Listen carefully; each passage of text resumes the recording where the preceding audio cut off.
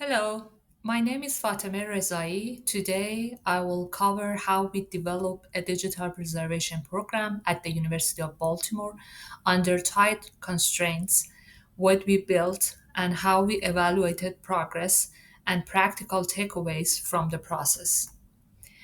I serve as the university and digital and audiovisual archivist at the University of Baltimore. I'm a certified archivist and hold an MLIS, DAS certificate, and graduate certificates in UX design and UX research design. I'm also a doctoral student in information and interaction design, researching interfaces that better support novice archival users. Why did we prioritize digital preservation? In 2017, a readiness assessment by a former colleague found out while our collections were strong, our policies, documentations, and specifically technical infrastructure were not. We had a lot to preserve, but no unified system. Following her recommendation, after she left our institution, we ran a digital preservation capability maturity model, DPCMM, baseline in 2018 with department heads in the library. We scored a capability index of 3 out of 60, stage 1, minimal, meaning most records worthy of long term retention were at risk. At the time, we had no dedicated digital preservation staff role, and institutional priorities were shifting. Those findings became our mandate to act. From late 2018 to 2020, we moved from assessment to action. At the end of 2018, the library formed the Digital Preservation Task Force. I led it from special collections and archives with processing archivist Laura Bell and reference librarian Kristen Collin. In 2019, Carolyn Cox and Kyle Berman from Integrated Digital Services joined, connecting our preservation work with systems and IT. We set a 5 year plan. We set a 5 year plan and drafted the library's first digital preservation policy.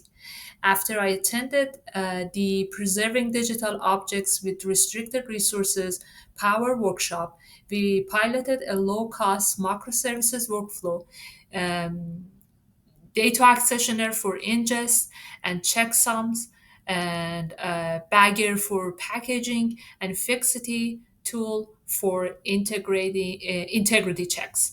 We finalized that workflow in 2020. In parallel, we started a small cross institutional working group to pursue shared solutions. In 2020, we finalized our microservices workflow and began creating preservation packages for current electronic holdings.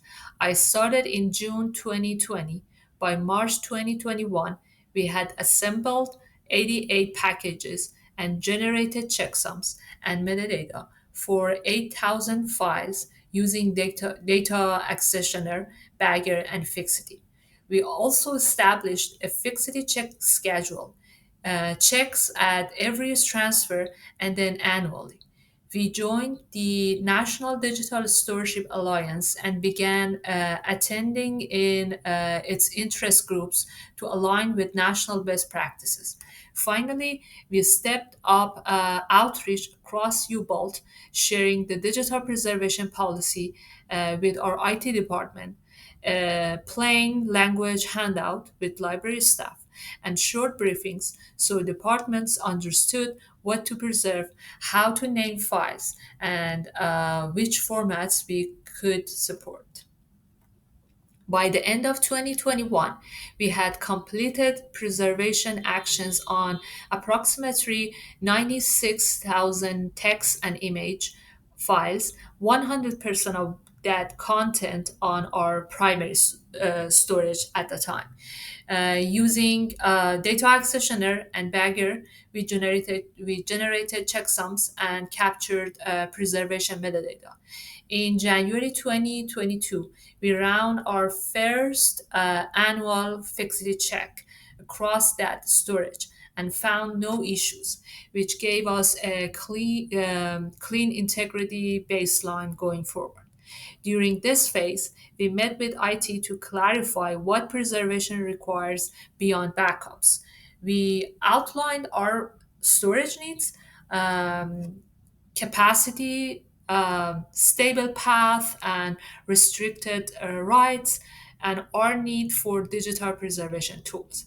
We also ask IT to explain how the current backup system works and where it's designed for disaster recovery rather than long term preservation. We took a top down and bottom up approach, starting with senior IT leadership to set direction, then working with server and storage staff to translate needs into architecture and workflow.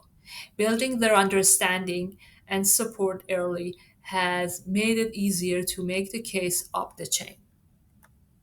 In 2022-2023, we moved from pilot to infrastructure.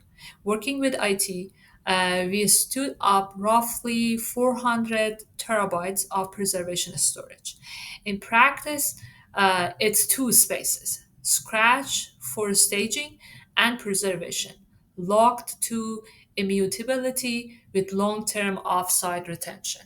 Two factors created the urgency and justified that capacity. One was a local television news collection on legacy tapes that required immediate digitization. And the second reason was our grant applications, which needed guaranteed storage for deliverables and long term retention. With the storage in place, we maintained annual fixity checks and extended the workflow to audiovisual materials. Since then, we have completed two clear recordings at risk projects, digitizing more than 2,000 tapes, and our AV holdings now exceeded 250 terabytes. In 2023-2024, our digital preservation task force uh, became a two-person team. Me in special collections and archives, and a colleague in library digital services, after several members left the institution. The good news is that the hands on preservation work didn't slow because I was already running ingest, bagging, and fixity. What we did lose was outreach capacity and momentum for conversation about shared resources. Those colleagues were excellent at opening doors cross campus. Given that shift, I focus on tightening the documenting the workflow. We upgraded our local staging environment, refreshing the Mac Pro workstation, and adding a 40 terabyte Pegasus RAID to speed packaging and quality control. We were busy resolving fixity issues that surfaced later, which ultimately required establishing a new checksum baseline to keep integrity checks reliable.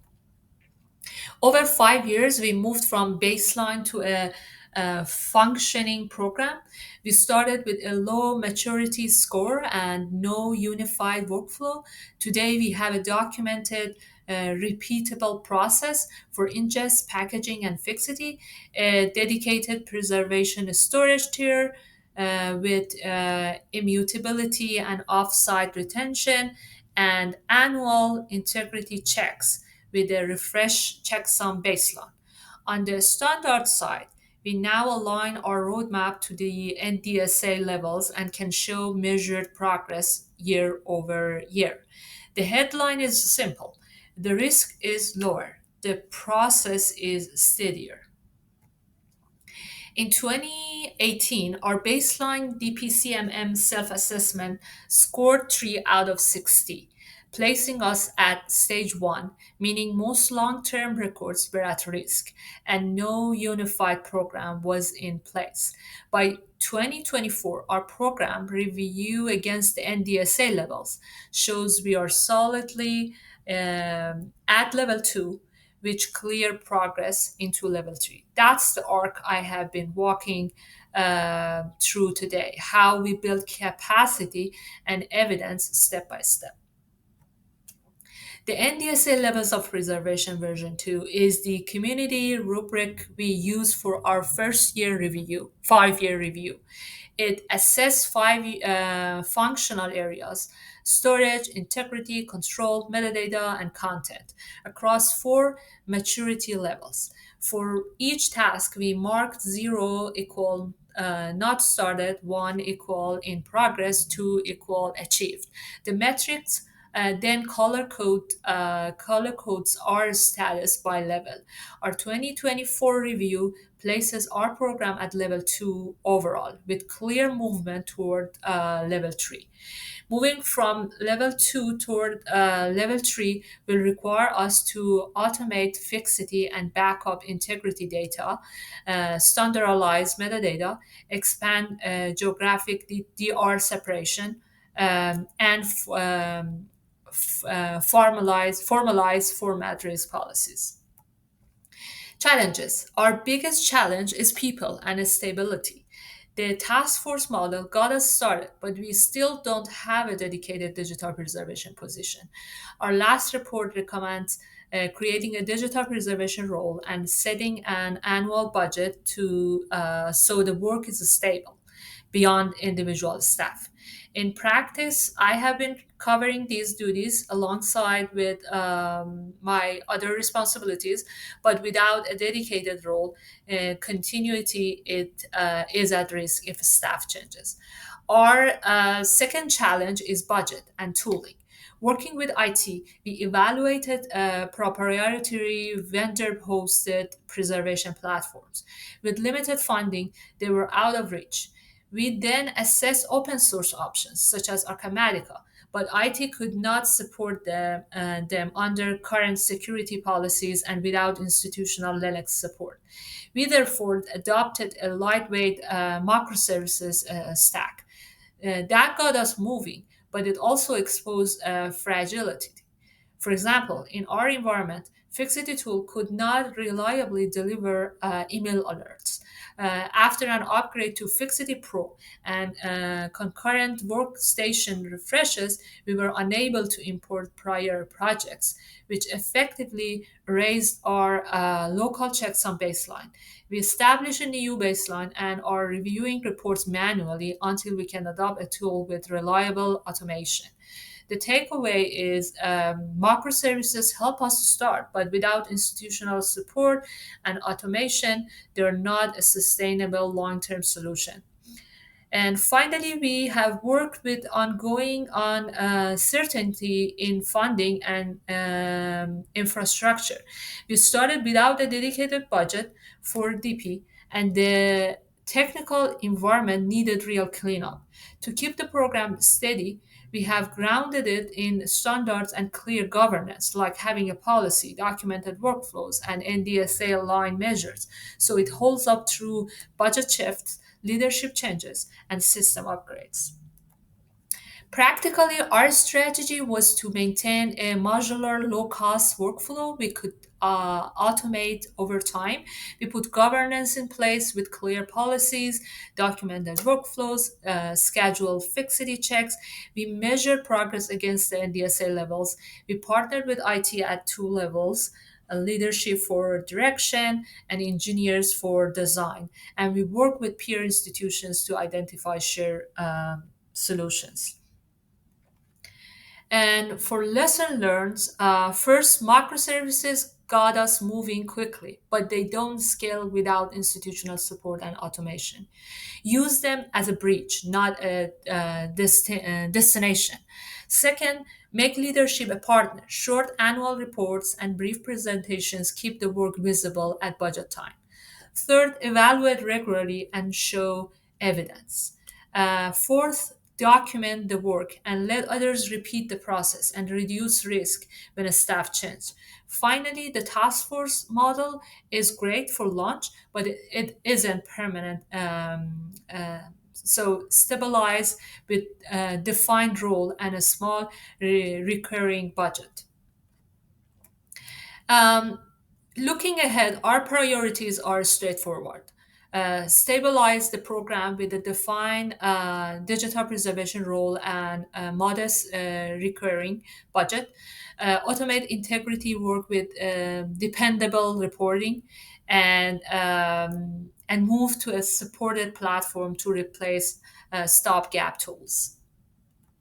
And thank you to the colleagues who made this work possible: Maggie Dahl, who set this effort in motion, our Digital Preservation Task Force, the library leadership, and our IT partners. Thanks as well to the NDSA community for the levels framework that help steer the program. Thanks for watching. If you have questions, please email me at frezaei@ubal.edu.